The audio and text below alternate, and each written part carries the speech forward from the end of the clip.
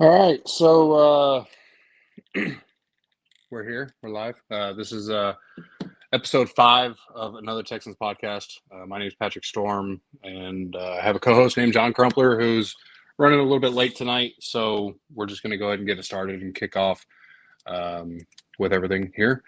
And so welcome, and I appreciate everyone that is here and listening right now. So today we had the initial 53-man roster come out. We had a few unexpected cuts, some that weren't so surprising, obviously, and then some other major news with Kenyon Green getting placed on the IR. So we'll cover that as well. Like I said, John will be here running along a few minutes late, but it's not a big deal. We can handle things without him for now. But I'll start it off, and we'll pick up whenever he gets in here and see how things are going.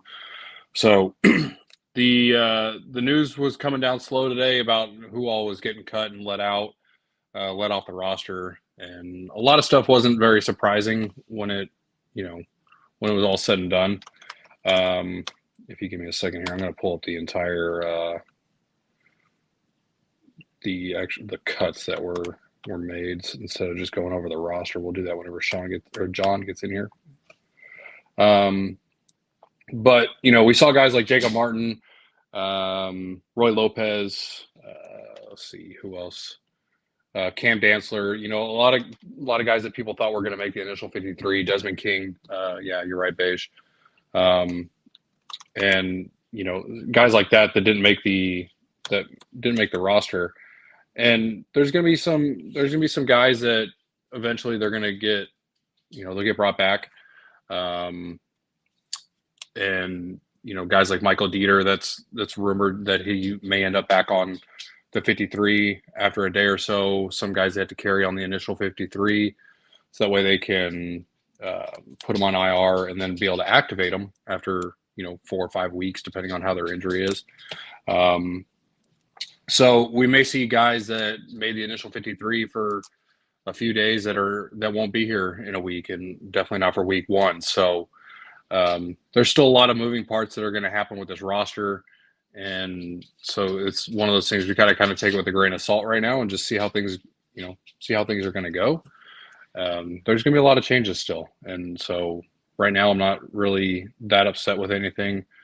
I'm trying to find there it is, Sean. All right, so let's see.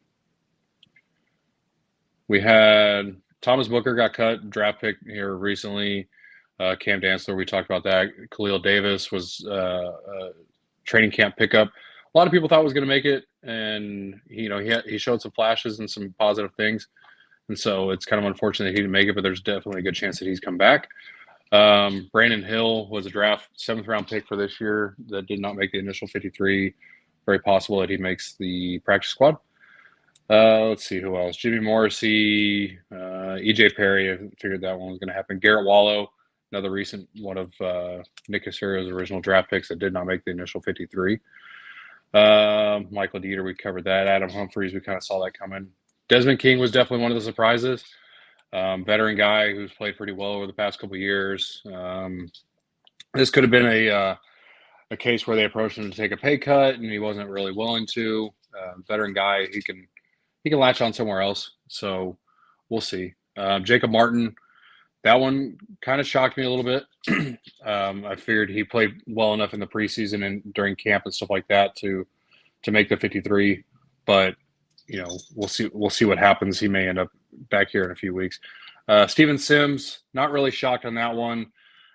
For punt return, special teams reasons and stuff like that. In the first game of the preseason, there was a punt that I'd have to go back and look and see exactly what it was, but I feel like he had probably about 30 yards of free space in front of him. If he could have gone up and gotten the ball and picked up some yards, and he stood back like Kiki Kuti used to, and just didn't go. It wasn't aggressive enough. So, it is what it is when it comes to him. Nick Van Nett, that one, or Eric Tomlinson, I thought maybe one of those guys would have been the third tight end. So they're carrying Brevin Jordan right now. He's still hurt, but they've carried him onto the initial 53. That may be a case of one of those ones where they brought him onto the 53 and then decide to place him on IR for a few weeks and bring one of these other veterans back. So we'll see. One thing to keep in mind is veterans, guys that have more than 4 years of service time, are not susceptible to waivers. So you're not getting put on waivers. You're released outright. You're a street free agent at this point, and you're free to sign wherever. But this may be one of those things where they just say, "Hey, we're going to go ahead and let you go right now. Give us 48 hours, 72 hours. We'll bring you back. But we just got to make some, other roster moves and go from there." Here's John. Let me bring him on here. Add to. Hi. Good evening, man. How you doing? Oh, I'm good. You're good? I'm good. Okay. Thanks for coming on. Of course. I'm sorry that I'm late for anyone listening, anyone watching. I'm in Charlotte this week, spending some time with my girlfriend, and we were finishing up date night. We made some cookies that I was eating, and I was like, Storm, I'm gonna need a minute. Don't get to be here a lot, so trying to make the most of it. Big day with the Texans, though. Big day. Definitely want to get into it. I gotta ask, what did you tackle in the first 5 minutes? I just ran through some of the names that got let go. That was really about it. Okay. Nothing too deep, so we can absolutely go back through that. And then there's obviously some bigger news that we need to get into. So, do we just want to start with the big news? Because I have so many thoughts about the overarching implications about what this means for the general manager, for CJ Stroud. Can we start with the big thing? Let's go. Let's do it. All right. Yeah. Well, for anyone listening, what was it? Maybe an hour after roster cut down, maybe 2 hours, it was announced that Kenyon Green, Houston's first-round pick in 2022 and 15th overall selection, will miss the entirety of the 2023 season. Storm, your initial thoughts on that? I mean, it sucks, right? Like, it just absolutely sucks. And I put this out the other day that my expectations for him are kind of fading.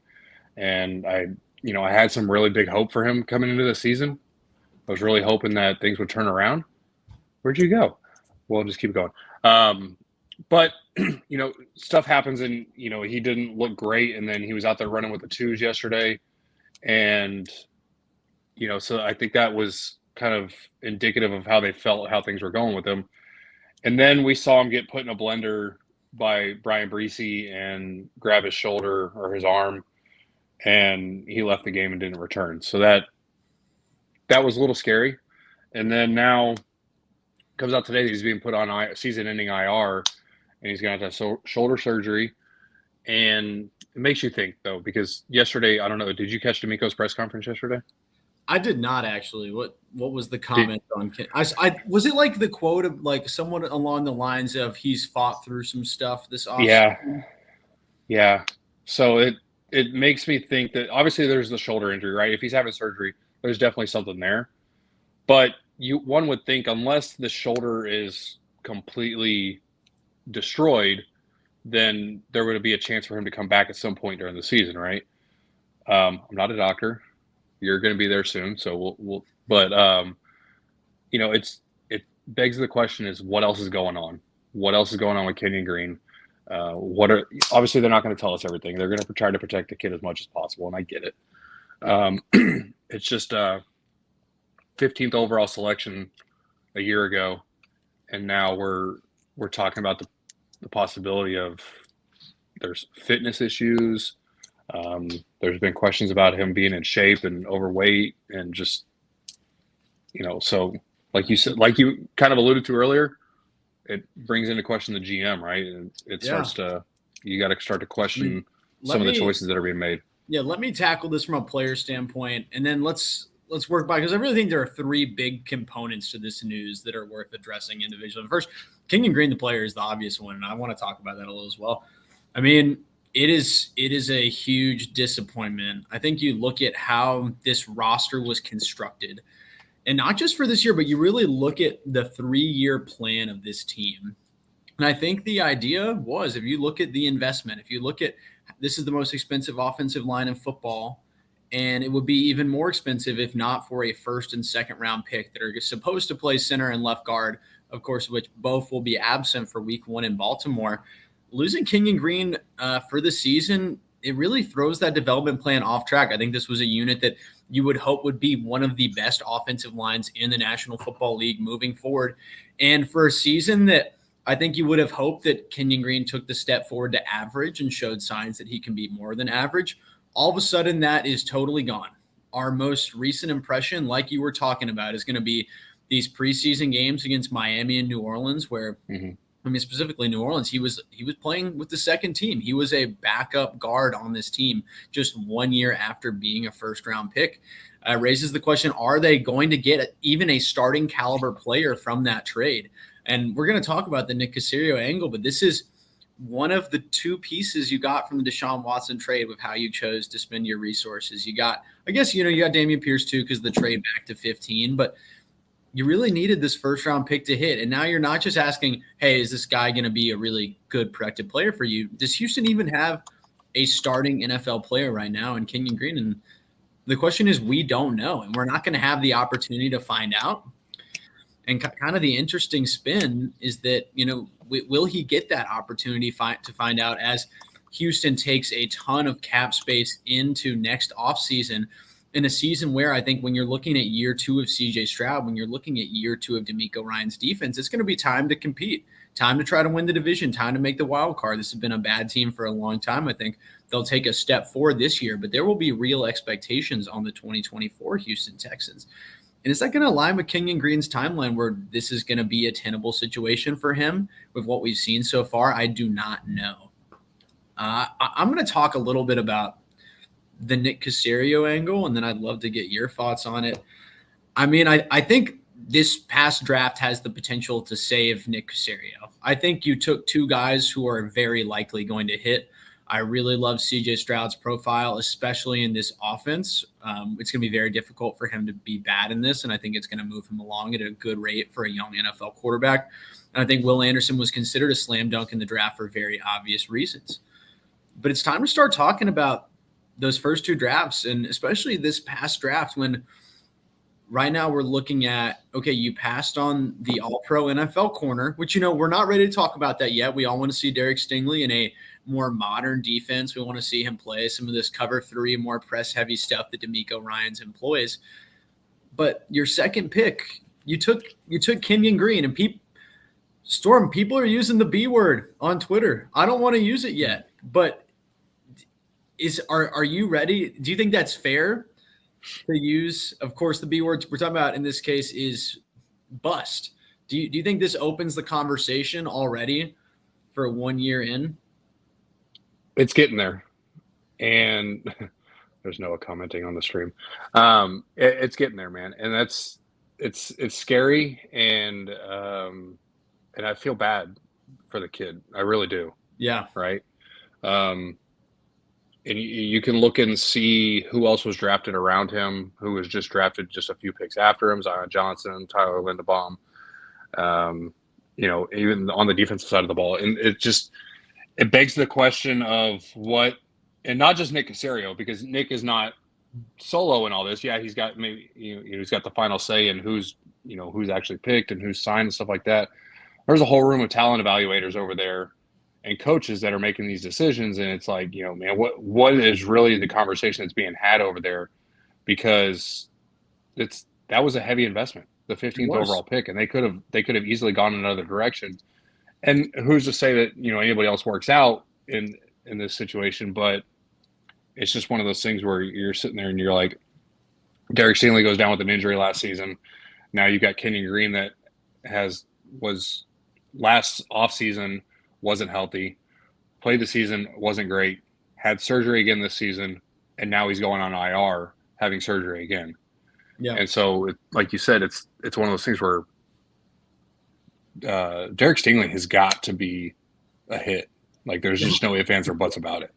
Like, because I think Davis, like, he can't just be good. He needs to be really good. Yeah, because outside of Davis Mills, Brevin Jordan, who else is left from the initial draft class now? Nico Collins. So you've got three of the five. So three of the five.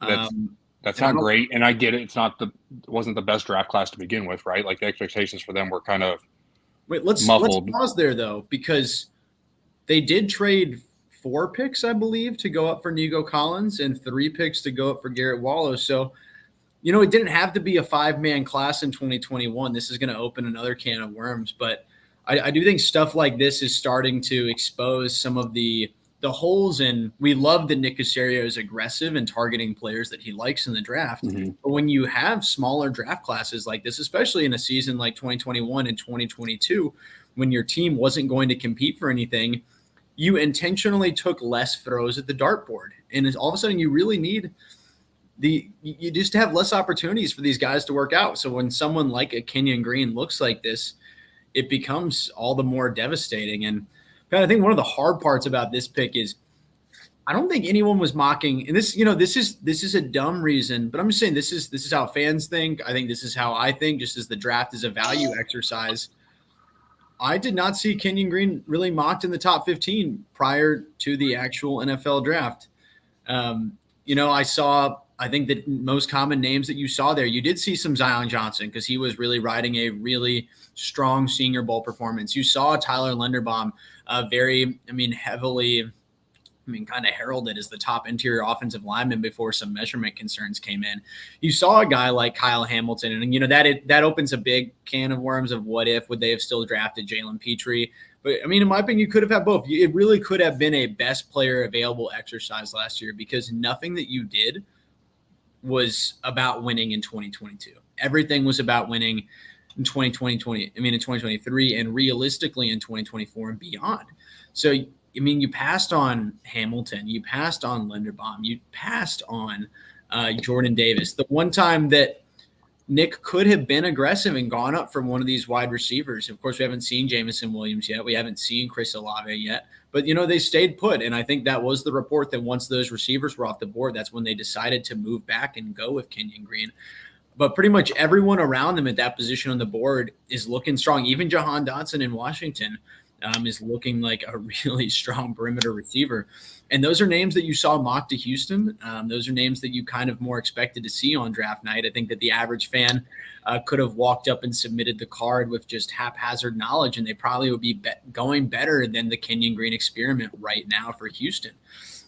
And that's it's a little tough to swallow, especially when it was supposed to be kind of that franchise-altering trade with Deshaun Watson that, hey, the first piece of this, I don't know if we're ever going to have anything here. Yeah, and real quick, everyone keeps on bringing up Kyle Hamilton. I'm going to keep bringing him up. So okay, but, given the current situation and how things unfolded, Jalen Petrie is a great consolation prize. He really is. Right. Oh, he's better. He's a better safety for today's NFL. They're playing Hamilton in the slot. Hamilton was still all rookie. Hamilton's a great player, but I'm just saying you could have had a really good football player at that position. And of course, bringing in Jimmy Ward, we're fine at safety. It's not about the safety position. It's about the principle of getting a good football player on a rookie deal that brings value to the team. And it's looking like they didn't do that with the pick. Yeah, no, I agree. But I also will wait and judge in year 3 and see how things unfold with Petrie or with Stingley. And if he works out fine and he turns into a really good, cornerback, which we saw there's definitely the potential for that after last season. And we just hope that it gets built on this season. Then obviously if CJ Stroud and Will Anderson pan out, which it's still very early on. 3 out of the 4, having 3 out of your 4 draft picks in the first round, your first 3 years as an NFL GM, that's solid, right? That's really good. It's the later rounds that are really going to haunt him, and I feel like we're almost headed back towards the Rick Smith days where that was kind of the case. But it's still one of those things where there's so much that has to happen between now and then that we just kind of got to wait and see. Yeah. And I'll even hold off on the late round criticism for the players that they've selected. I'm very critical of the strategy that they've taken, which is, they really should have had more rookies and first-year players on this team.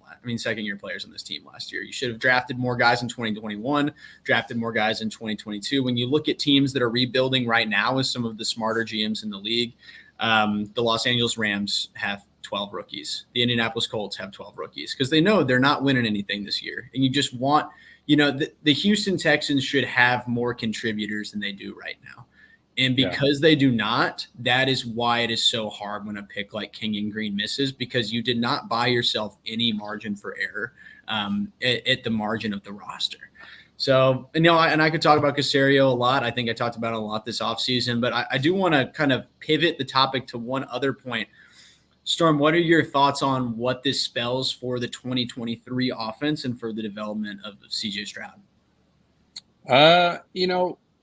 It may not be the worst thing, right? Like if they're able to find somebody, if Josh Jones or they re-sign Dieter or they make another move for excuse me, let's throw out the name Dalton Risner, there's a potential for that as well, right? And so we may end up being, it may end up not being the worst thing if Kenyon was going to be out there and, being a turnstile. And if he wasn't really going to develop like they needed him to. So it may actually kind of help CJ and give him the opportunity to have a little bit better protection in front of him. One thing that I'm kind of upset, down about is how well Kenyon was doing in the run game. And I hate to see how that may impact Dameon Pierce. I know that's another topic we can talk about later, but I think CJ is going to be fine. I trust Bobby Slowick and the guys on the offensive staff to kind of scheme things and protect him as well. And I think that was going to be their game plan anyway before Green went down, that they were going to do what they could to protect CJ and his development and, make things as easy as possible for him when it comes to attacking a defense and just taking what they're going to give him. So, I mean, it may not be the worst thing that Green's not out there, if we're being really honest. Yeah, I mean, I agree with you. In the short term, I don't think it's a huge deal because I'm not sure that Green was ready to be even an average guard this upcoming season, much less an above average guard. I mean, it wouldn't surprise. Who's the free agent you were tweeting at? You just brought up his name. I'm blanking on Dalton Risner.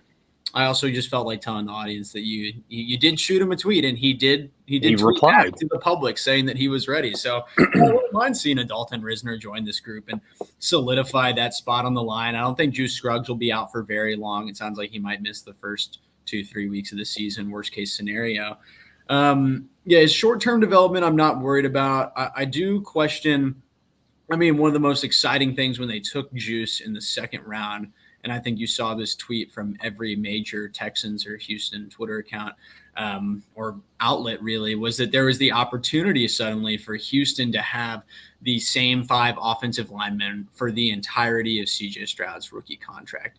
You had, Kenyon Green was going to be under contract for 3 more seasons plus the 5th-year option if you wanted it. You've got Juice Scruggs on a 4-year deal. Titus Howard's on a 3-year deal. Shaq Mason's on a 3-year deal. Laramie Tunsil's on a 3-year deal. You could have had this continuity that otherwise is not.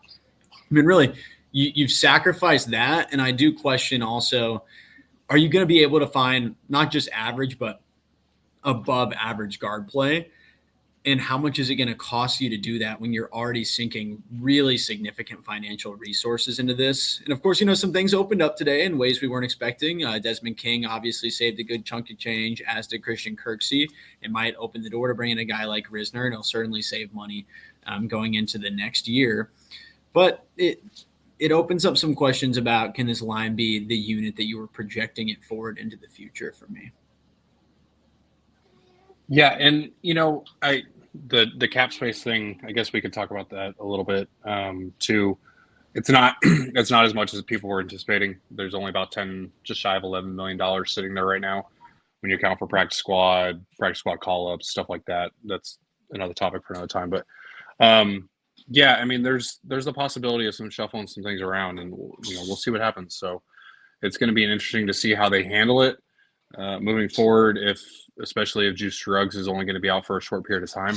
So I have confidence that moving forward, with the amount of assets and money that's been invested in that line, they're going to be able to make some things work, and they're going to be able to, be competitive at least.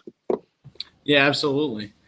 I guess you already went through the names. Do you think we could go back through that list and kind of talk some of them? Because even I realized like Michael Dieter, when he got cut, my initial tweet said, Dieter's next man up. I actually thought he looked all right on that preseason drive. Obviously, he needs backups, but someone tweeted at me in the next minute, by the way, he got cut. So would think be good for the audience. It could be good for me as well if we kind of walked through some of those names. Yeah, absolutely. I had the list pulled up here, and I can pull it back up real quick. So, and some of these are going to be not that big a deal, but I'll try to hit on like the bigger ones. Thomas Booker, recent draft pick. That one kind of hurts a little bit, right? And this is a fair question. Someone else texted me about that today. What do you expect from a rookie from a second-year fifth-round pick? Like, to me, that's not a roster lock guy for his whole rookie contract, right? Like, for me, everything after the fourth round, I'm like, it's a bit random. Yeah. You don't know if the player ever starts for you, much less plays meaningful snaps. Khalil Davis. A lot of people really liked him. What were your thoughts? I did too, and I thought he did really well in camp, and he was making some noise, and I thought he did decent enough in the preseason games and the snaps that he had to potentially lock up a spot. And I get it that there's some veteran guys ahead of him on this roster that kind of upset him and unseated him. So it's not that big a deal. It was one of those ones where you're seeing some things that he's doing in camp, and you're like, you just kind of had a hope for him. So, yeah. And I do feel like some people will get brought back tomorrow. I think right now they're only carrying 4 defensive tackles. It's going to be, Malik Collins, Sheldon Rankins, and even Hassan Ridgeway to an extent felt like locks to make this team. Yeah. And then I thought they'd carry 5. Right now they're carrying 4. Kurt Heinisch makes the team over Khalil Davis and over Roy Lopez, who we'll talk about in a little bit. Do you think there's a chance they bring in a 5th defensive tackle, or do you expect to see this group of 4? No, I think they definitely need to, just for depth purposes, man. It's a really that was one of the key pieces in D'Amico's defense in San Francisco, is having the bodies to be able to rotate through there, given the situation, down and distance, whatever it is. So I think it's definitely something to keep an eye on. That position with 4 people is not viable, really. I feel like there's got to at least be a 5th person brought in. So,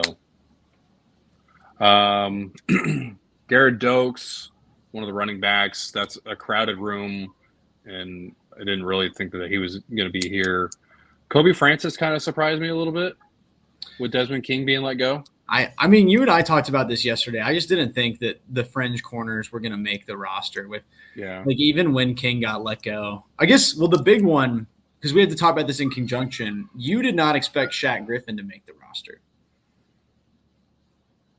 And I guess that probably went into your factoring on Francis. But for me, I kind of assumed that, Griffin was a lock out there with the perimeter. And once Tavier had the slot job from King, I don't know. I just didn't expect him to carry an additional corner there, especially I think Braylon Arnold made the team as well, and he has some flexibility to come down. Yeah. I figured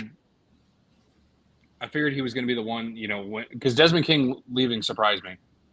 And so I figured that Jacoby had done enough to kind of unseat him and save the team some money.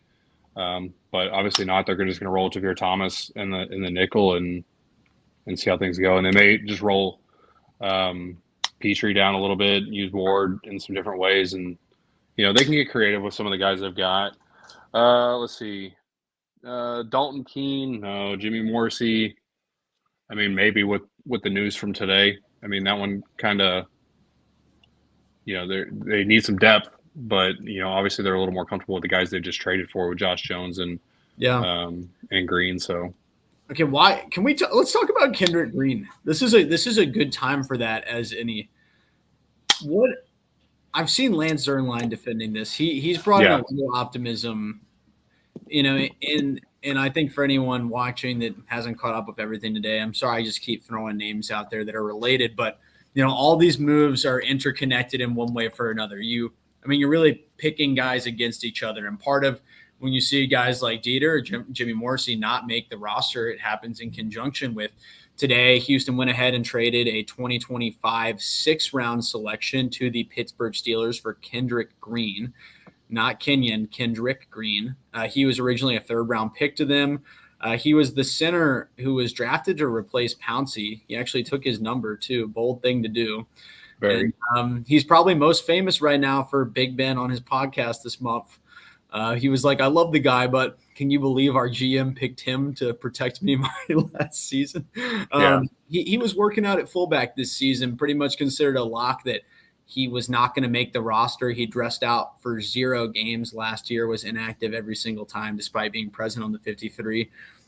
What'd you think of that trade for Houston? What do you think some reasons for optimism might be? At first, I was, I didn't know about the Drew Scruggs injury at first. So it kind of threw me for a loop, right? Like, why all of a sudden are we trading for another offensive lineman?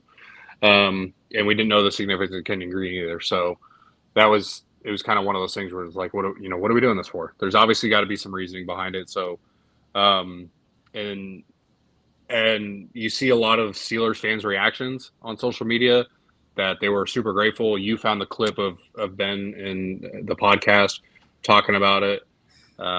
Start to look at the numbers. He didn't play a single snap last season. He was inactive in every single game. He was playing fullback in practice and in camp and stuff like that. So it's like, what did we see in this guy? And then a couple hours ago, Lance puts out his tweets. Mm-hmm. And when it comes to offensive line evaluations, Lance is one of the guys that I really like to look at, because he's oftentimes he's very right when it comes to guys. And I'm gonna read Lance's tweet off here for people that didn't get to read it. Kendrick Green is an athletic offensive guard center who is a plus fit for outside zone, which makes perfect sense for the Texans. Scruggs can play center guard, but is less athletic on the second level. This gives Houston competition along the interior and provides immediate help if Kenyon Green doesn't come around. So, and that was before we knew about Green. So obviously Lance says that, and then a short while later we find out the news about Kenyon Green. So it makes a little bit of sense, and we'll see what happens with it. And one thing that I've come to realize over the last couple of years is, if I really trust the coaching staff, then I've got to trust them to be able to coach guys up when it comes down to it. And a guy like this, that obviously the Steelers felt had the ability to play in this league when they picked him, and the Texans feel confident enough to give up albeit it's a 2025 1st-round pick. They feel 6th-round pick. I'm sorry. They feel confident enough that he could be a guy that can kind of be that stopgap for them for a little bit. So, yeah, I mean, my only question would be, and I do believe that Lance did a good job discussing the zone run game and what Bobby Slowick is trying to do here. It's going to fit his skill set and how he plays a lot better. And I can buy that. My one question might be why we felt compelled to trade for him when this is a guy that wasn't going to make the roster by all accounts. Mm-hmm. But other than that, I mean, that's why you have the scouting department. I bet they liked him coming out too. And if he's a good scheme fit, I'm willing to give it a shot, especially that, I mean, the offensive line went from, I think, probably the most certain thing on the team other than the defensive backs, to now a pretty big question mark at those 2 spots. So I have no problem with them taking chances to try to protect CJ Stroud this season. Okay, so we're on the same page. It was hard to get excited about. Guys, if you're on Twitter, X, go look up some of the Steelers fan pages' reactions about getting rid of Kendrick Green. You will laugh. They're pretty funny. But, yeah, Jimmy Morrissey, interesting cut in that context. Yeah. Garrett Wallow. I mean, did you ever think he was making it this year? I mean, you tried to sell me on him, man. I tried to sell you on him a year ago. Rewind the clock 1 year ago. I did. Because he was Henry To'oTo'o a year ago. He was the guy that Nick Caserio was coming on Sports Radio 610 and saying, unprompted, hey, by the way, talking about guys taking a second-year leap, he's Garrett Wallow is our best one. He's going to make a difference this year. So, yeah, I was ready to get excited about Garrett Wallow. Yeah, I'm sorry. I had to do it. Like, when I searched his name today to try to find a picture to post, like, that article was the first thing that popped up, and I couldn't laugh. I couldn't help but laugh. So, Well, that is one of the painful components of writing articles frequently. You got to put your opinions out there, and it's stuck there forever. So me buying into and also, there wasn't a lot to be excited about last year. Garrett Wallow, why not? Year 2 linebacker they traded up for. But you were actually at camp, but anyone I talked to that was at camp, it sounded like there was pretty much no chance he was cracking in this group, and that was early. That was evident early on. Yeah. Michael Dieter, and that one kind of surprised a lot of people. I think it caught a lot of people off guard. Yeah. Yeah.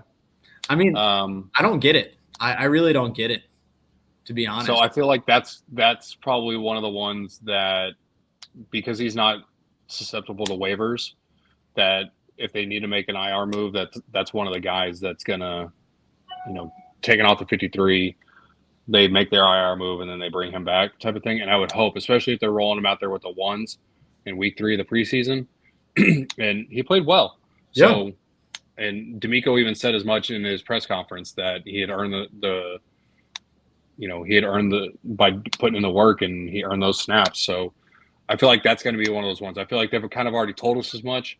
And then we're just waiting for them to make it official, really. Yeah. And and one of the interesting caveats I thought about today with when you have moved on from King and Kirksey, I think collectively that freed up about $8 million in cap space, is you can incentivize these guys to be willing to be the person who gets cut initially from the 53, and they'll come back with a bit of a pay rate. Like, it wouldn't surprise me if it's something a little more friendly, or at least very similar to what it was. They have the cash to bring people back and to be a little aggressive with people who do hit free agency now. And they may end up making it, I don't remember what his initial contract was when he was here, but they may end up, if he was only here for a year, they may end up making it a 2-year deal, he did them a favor. They may do him a favor now and, kind of bring him a little bit of a security moving forward. So he was on a 1-year deal worth $1.2 million. Okay. So if they bring him back at 2 years and $3 million, $1.5 million a year, they give him a little bit of a pay raise. They just call it a day. It's that's how this business works. Yeah. So I would not be surprised to see it back at all. Yeah. So we talked at length about Desmond King already. I feel like that's maybe one of the ones where they approached him to take a pay cut, and he maybe said no. I had not heard. Is that something you? That's just speculation. That's just speculation. Okay. Me and Troy from Texans Cap talked about that a little bit, and we were just kind of spitballing and seeing what are the different scenarios could have been. So I feel like that's just one of those. Troy brought that up, that maybe that was the case. It is interesting that from a football standpoint, I did not expect Desmond Kane to get cut. I just thought he did everything I thought he was the best slot corner on the team. I thought he added plus value on special teams. I didn't think they'd value the salary cap flexibility for the season the way that they did. So, it does make you wonder if there was something behind the scenes, like a contract alteration that was discussed that caused them to go separate ways. Yeah.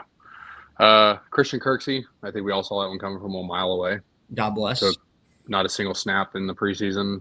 Barely, I don't even know if he was on the field for OTAs and stuff like that, but saved a significant amount of cap space. So see you later. $5.5 million towards the cap for anyone listening.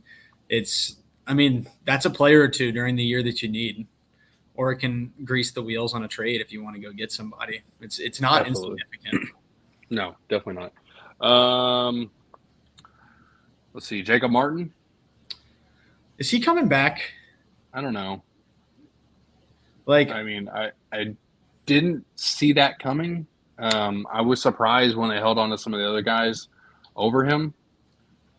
And I just, I figured that he did enough during the preseason to earn a spot. So we'll see. It may be another one of those moves where they just kind of got to let him take a week off and then bring him back, type of thing.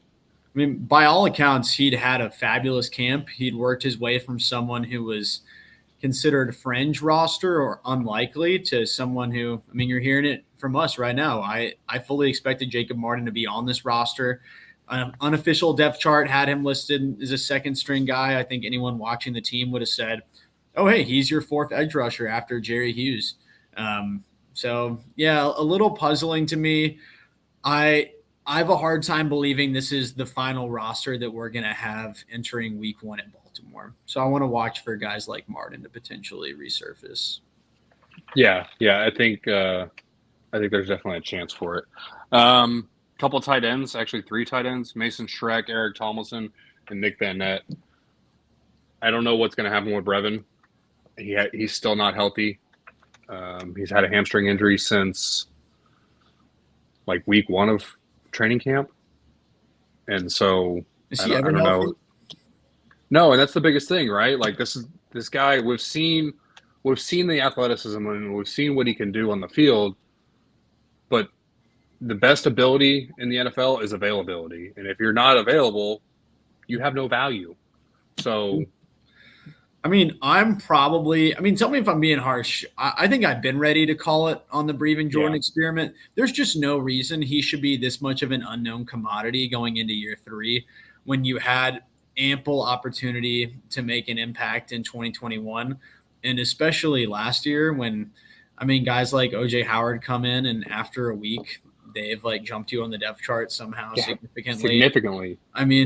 I'm ready to call it. I don't think his skill set particularly fits. We're going to run some heavy personnel. I wrote about that in an article last week. We are top 5 in 12 and 13 personnel usage in the preseason. I want to see if that held, actually. I need to go look now that we've got the data from the New Orleans game. But, I think they're wanting to go tight and heavy. They can create some mismatches as they try to help their run game. And I'm not sure he fits into that picture. So, would it surprise you if we claimed a tight end tomorrow? And no, I was hoping they were going to get the guy. Was it from Denver? Alberto. I was really hoping that was going to happen, man. But there's Kroll, the guy from the Saints. We saw him last night. He gasped just for like 100-something yards. So I was maybe hoping that happens. I don't know what his size is. I don't know if he really fits the makeup that they're looking for. Let's see. Yeah, I got to go through tomorrow morning and look at everyone who got cut and think about good waiver targets. But yeah, Alberto, I'm not even going to try to say his full name. You guys probably had him in fantasy at some point, played for the Denver Broncos the last few seasons. He was someone I would have been pretty excited about for waivers. Obviously, Howie Roseman and the Eagles swept in at the last minute. I think they swapped a 6th-rounder for him and a 7th. And that's just the stuff I'm talking about. The good teams, they're always finding ways to improve at the margins, and they give themselves good chances like that. It'll be fun to see him in Philadelphia. But no, these tight ends, like guys like Mason Schreck getting cut, it didn't surprise me. It did surprise me that Brevin Jordan made it over those guys, and that also I'm curious, did he make it to go on the 4-week physically unable to perform list? Did he make it until they see who they can get on waivers? I'm a little interested to see how that shakes out for the final roster. Of course, And so, like, if Kroll, I don't know, I'm probably butchered his name, man. I feel bad. But if Lucas, I found him. So he's 25. He's 6'6", 260 pounds. That's a big boy. Oh Lord! But he's athletic. So I feel like that might be something that they may take a flyer on him, man. I wouldn't hate it. I'd be okay for them to bring in someone new to the building at that position that's got some upside. You tried it last year with OJ Howard, didn't work out. If they believe in Brevin Jordan, I'm down to watch it. I just have a hard time really envisioning the scheme fit here, and would not be surprised if they went in a different direction. Yeah. So one website has him at 253. He ran a 4.640, 4.64. Oh. Yeah, there'll be some good options. In the way it works, right? It's like every player goes through waivers, and like every waiver is individual. So we have the second priority on every player that has not accrued 4 years of service tomorrow. So Correct. basically, Houston, anybody that they want, unless Chicago coincidentally wants them, they will certainly join D'Amico Ryan's team here. Yeah. And I think they used it last year. They got Tyler Johnson. I think OJ Howard signed, if I recall. He was just a straight up free agent signing. But Tyler Johnson was the big grab last year that we were excited about. Never really caught on after he left Tampa Bay. But I expect them to kind of wield that waiver advantage again this year. Yeah. He had a 9.06 relative athletic score too. Okay. And I feel like they value that. Show. I'm definitely looking this guy up. Yeah. Okay, we got to talk about Roy Lopez. I don't even know if that's the next guy on your list, but I kind of do want to. You know what? I don't know if he made. Hold on. Roy Lopez. He's not on here. He's not on the wire for today. Oh, are they trying to move him to IR? Or I thought they waived him yesterday. Oh, you know what? This is only veterans. Sorry. Okay. So there's probably another list. I gotta find it. Yeah, he's not on this list, but he was let go. Yeah, okay, that was just veterans. So yeah, he's let go. That one it didn't really shock me at all. He was always with the 2s and the 3s during camp, man. He just 6th-round pick, right? Yeah, 6th-round pick. I mean, probably someone that had more sentimental value to the fan base is just a fun guy, fun player from a time when there was no excitement around the team.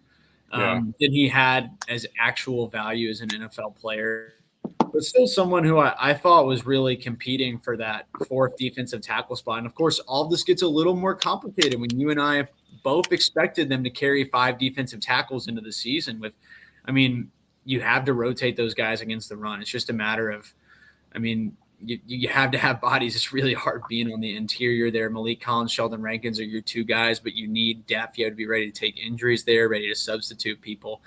When they only took 4, I think that complicated things quite a bit, and it left guys like Roy and like Khalil Davis on the outside looking in. Yeah. That was really about it. Like, I don't think there's anybody else we really need to speak on. Let's see. Let me check if I tweeted about anyone today. My mentions are kind of hell right now because I brought up Kyle Hamilton. People are not – people read we could have drafted Kyle Hamilton as it's as if I said Kyle Hamilton is better than Jalen Petrie. And it's like, no, I did not say that. Nobody said that. I'm just saying we could have had a consensus top 10 guy in the class who also made first team all-rookie. No, I mostly just tweeted a bunch of jokes about Kendrick Green today. So Kenyon Green. God, Kendrick. Oh, okay. Yeah. See? No, I wouldn't joke about Kenyon Green today. I'm honestly really disappointed for Kenyon, but yeah, Kendrick. That's the confusion. Kendrick from. All right, I want to talk about this real quick, and it got sent in the chat earlier, and you flat out just said like no chance. The Nick Bosa thing.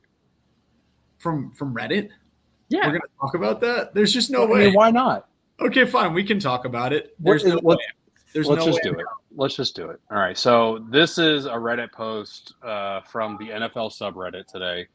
Hold on.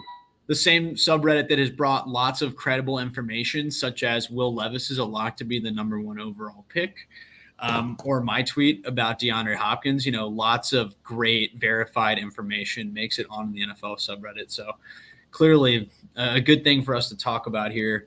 I actually didn't get to read it that closely, so excited when Storm unmutes here to see what the actual post was about. But this is some nonsense in my opinion. Also, I wish there was a way for me to read the comments right now. I would love to see what people – Storm, is there a way for me to read the comments in the stream? Oh, there is. Oh, it's awesome. Okay, I want to pull some of these up and talk about them while Storm handles family matters. Let's see, scrolling up to the top here. Was there some reason why we couldn't try and trade King? I'm sure they could have tried to trade Desmond King, and I think that's part of why the news came out when they did. But it might have been a favor to a player who, he was here through 2 really difficult seasons, largely on player-friendly contracts. I'm not surprised that they might have just agreed to part ways with him. Storm, let me know when you're ready. I'm just cutting through comments. A lot about trading King. Yeah, I don't know why they did that. You can hear my daughter's having a meltdown in the background. So, right. So we're going to jump back over to this real quick. So it says, inside source, 49ers may trade Nick Bosa to unnamed AFC team. Right. And so then it goes on to say, I'm the same Redditor who broke the Christian McCaffrey to 49ers trade news before it happened. This is the recent development that is happening right now, and there's been some breakdown. And basically it goes on to say that Nick Bosa has a chance to be traded to an AFC team, an unnamed AFC team, because him and the team are so far apart. He even mentions the DeForest Buckner trade. It's a very similar situation. DeForest Buckner and the 49ers were very far apart when it came to contract, and ended up trading to the Colts for a first-round pick. Would you trade, not 24s, because we're not going to do 24s, just for this exercise, we're going to say 25. You're not getting him. Let's be realistic. Okay. Let's talk about an actual. Would you trade the 24 first-round pick for Nick Bosa right now? Yes, I would trade that because it's Cleveland's pick. But that's not the question. The question is, would you trade the 24 and the 25 and probably a day 2 pick and pay Nick Bosa, what is he looking for? Like $35 to $40 million a season? You think it takes that much? You think it takes 2 firsts and a second? I mean, I think it'll take at least 2 firsts. I mean, that's what we've seen premier defensive players go for. Let's just say it's 2 firsts. Would you trade the 24 and the 25 first? No, I can't do it. I can't do it. I'm pulling up what the reported value is on the contract. Tony Yayo in the comments with a banger joke that says Chiefs already have Omenihu, no need for Bosa. He's elite, obviously. So right now, TJ Watt is the highest paid edge rusher in the league at $28 million APY. Okay. So I'm assuming, and I know Aaron Donald is getting $30 million a season. So I'm guessing it's probably like 33, 34, 35. A year? No shot, man. There's no way he's getting more than them two.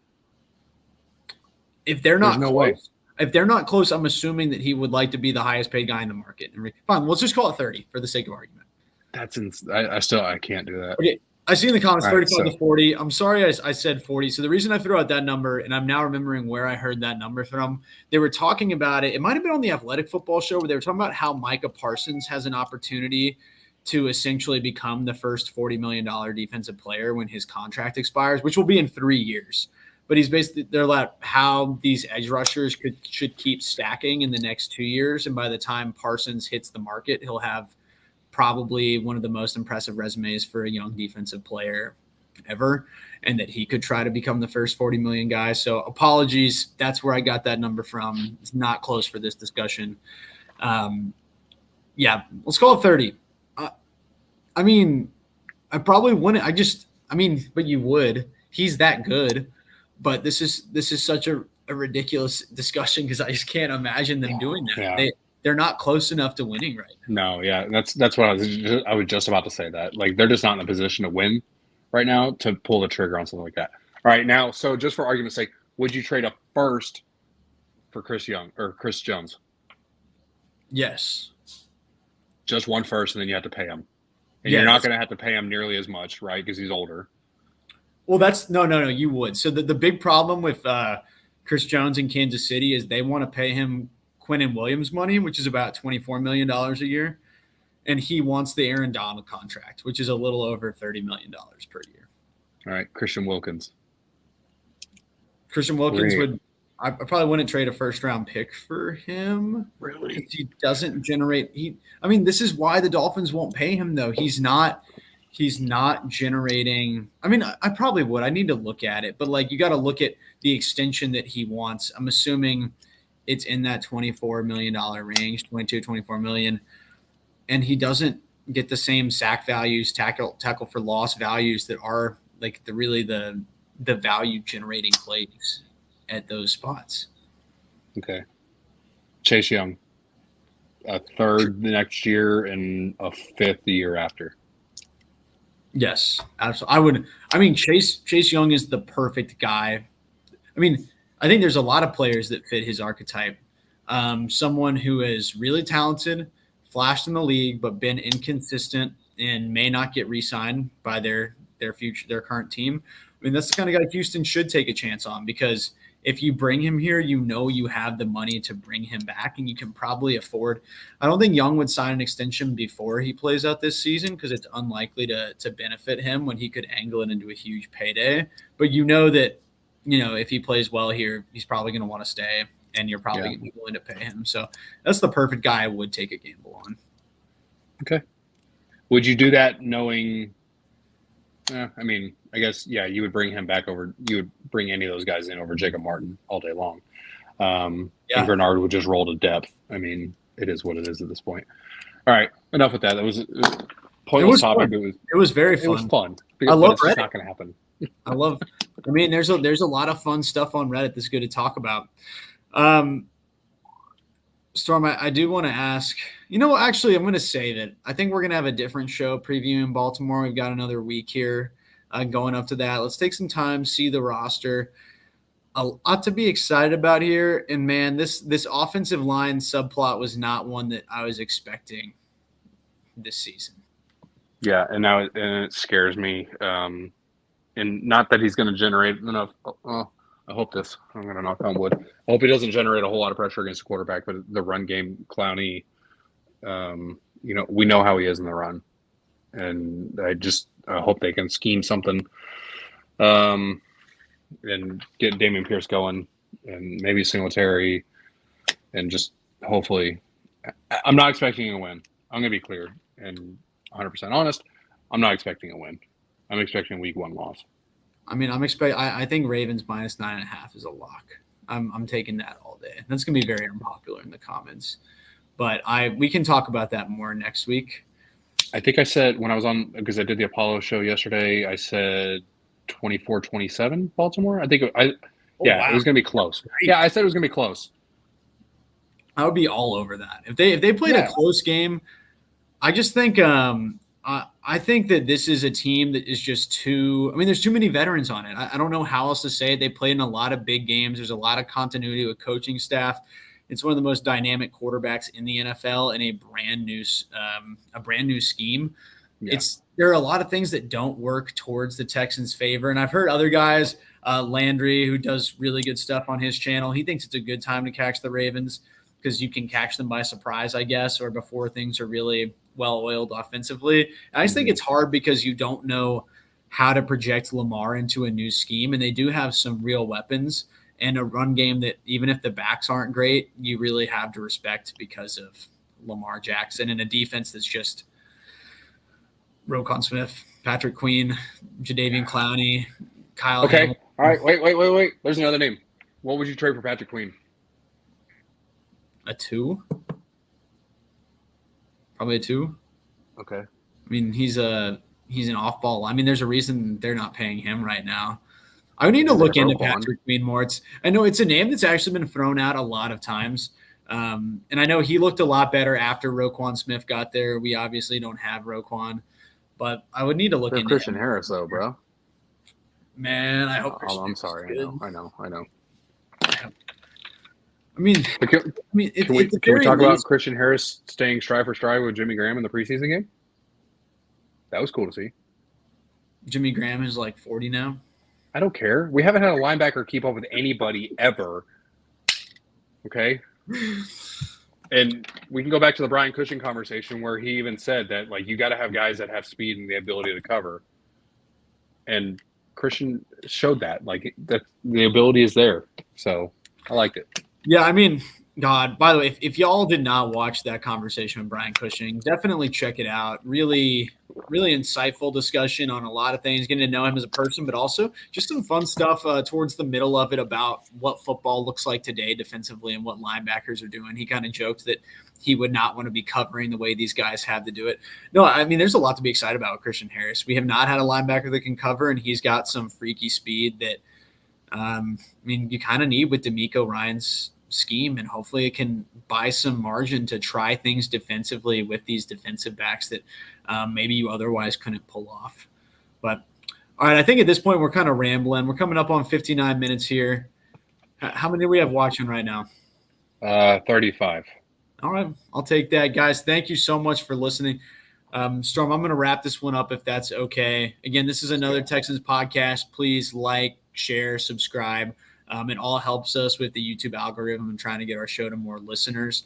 Obviously, I mean, if you missed any parts of the show, feel free to rewind here. You can also find us anywhere you listen to podcasts. This will be up on Spotify in the morning.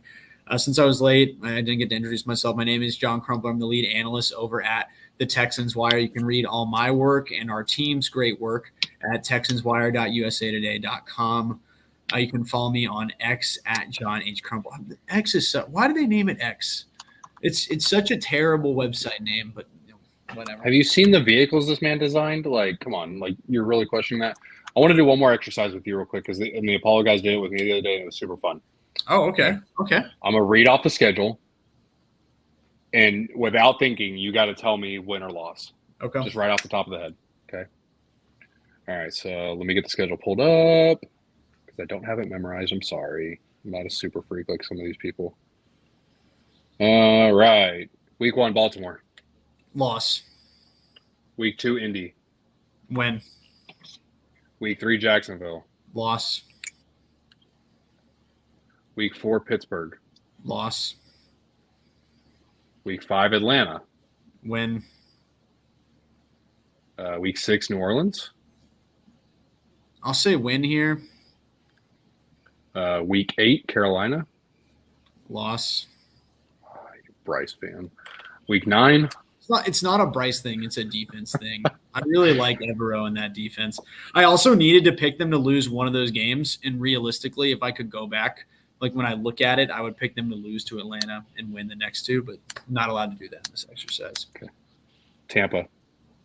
Win. Cincinnati. Loss. Yeah.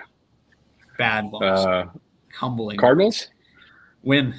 That'll be a feel-good game. Jacksonville. Loss. Broncos. I'm going to go loss for now. But I think there's a lot of – I'm going to say loss. Yeah. Tennessee. Win. Browns. Win. Tennessee. Loss. Tony, Colts. I see your comments. No, I'm not high on Baker Mayfield. I think Tampa Bay is going to be a disaster. Colts, I think we'll go 2-0 against the Colts. So you have them at 8 wins. I'm at 8. That feels – I mean, I think 6.5 is the right line, and there are definitely some games there that were 50-50, like the Cleveland game, where I'm like, yeah, I'll take them against Cleveland. It's a kind of a coin toss right now. But I think 6.5 is the right number, and it's really easy to see 6 wins, but it's also easy to see them taking 1 or 2 that they shouldn't have and getting to 7 or 8. So I wish I bet you 300 in the Jags game. Guys, look, I like Jacksonville a lot. I mean, I need to see a lot of things still. I gotta see a lot of things with Jacksonville. I think we could split with them.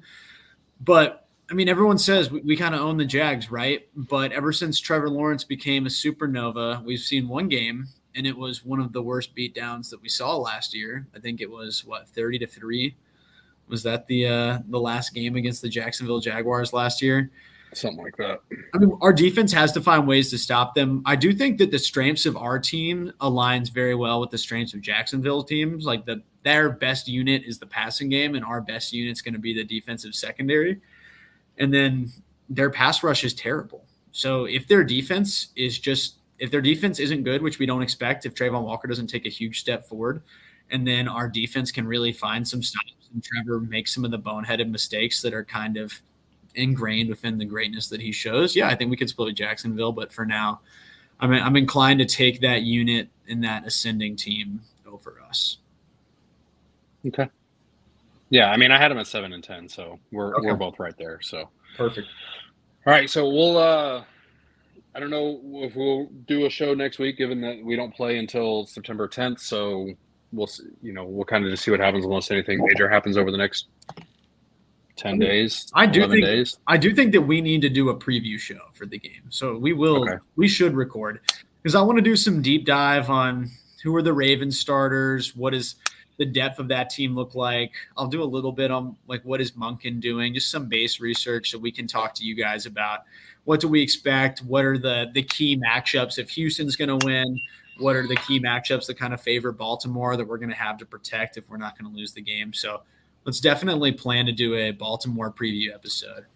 Okay, yeah, we'll figure it out. Yeah, we can make it work. And then yeah, man, great show.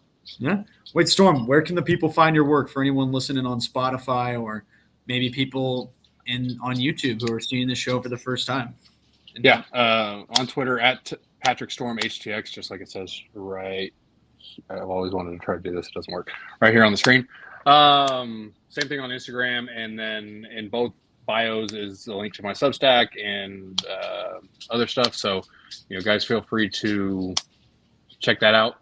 And John, you, Twitter? Yeah, at John H. Crumpler on Twitter, at Texans Doc on Instagram. Or I don't think anyone's going to use Threads, so I'm not even going to talk about that. Yeah, no, thank God.